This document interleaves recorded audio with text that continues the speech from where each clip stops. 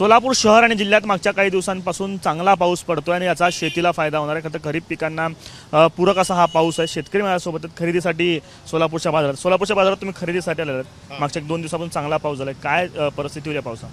चांगली झाली पावसाची। फायदा होता, पेरणी होते।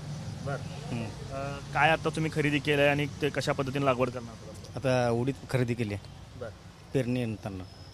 आता काय तुम्ही खरेदी करण्यासाठी आला होता आणि आता काय परिस्थिती आहे? उडदाचं बी परिस्थिती काय बाजारात काय फरक पडला असं वाटतं? हां पडेल की।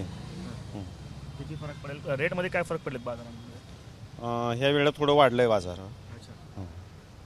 दादा काय सांगाल? कांद्याची परिस्थिती खरं तर निर्यात बंदीमुळे हे होती, तुम्ही कांद्याचं सगळं खरेदी करताना दिसताय। कांद्याची काय परिस्थिती आहे? तुम्ही पुन्हा कांदा खरेदी करताय? कांदा मी प्रत्येक वर्षी खरेदी करत लावतो।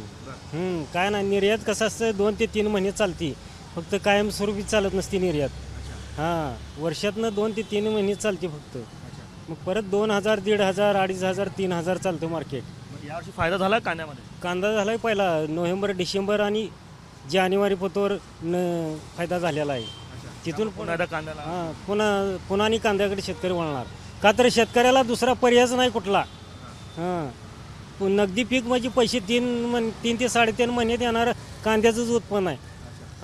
आता 2 दिवसात पाऊस झाला, त्याचा फायदा होईल? फायदा 100% फायदा। असंच पाऊस पडत राहिला तर शेतकऱ्याला दिलासा चांगला होणार आहे। तुमचं काय म्हणणं आहे? पाऊस 2 दिवसात चांगला झाला? पाऊस चांगला झालेला आहे। सध्या आता उडद्याच्या पेरणीकडे लोक भरपूर वाटचाल, पाणी भरपूर वल झालेले आहे, त्यामुळं उडीद पेरणी किंवा कांद्याचे बियाणे घ्यायची खरेदी चालू आहे। आणि शेवटी भाव काय ना, शेतकरी हा पीक करतोच। भाव किती आला काय नाही, पण शेतकरी उडदाचं म्हणा, कांदा म्हणा, काय म्हणा, कुठलंही पीक घेतच असतो, त्यामुळं काय नाही।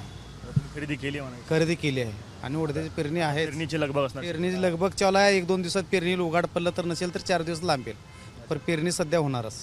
मागच्या 2 दिवसापासून खरं सोलापुरात पाऊस पडतोय आणि त्याचा फायदा शेतकऱ्यांना होणार आहे। त्यामुळे बळीराजा जो आहे तो साहित्य खरेदी करण्यासाठी असेल, बियाणे खरेदी करण्यासाठी असेल, सोलापूरच्या बाजारात आपल्याला पाहायला मिळतोय। Camera person Aftab Shaikh, ABP Majha, Solapur. ABP माझा, उघडा डोळे बघा नीट।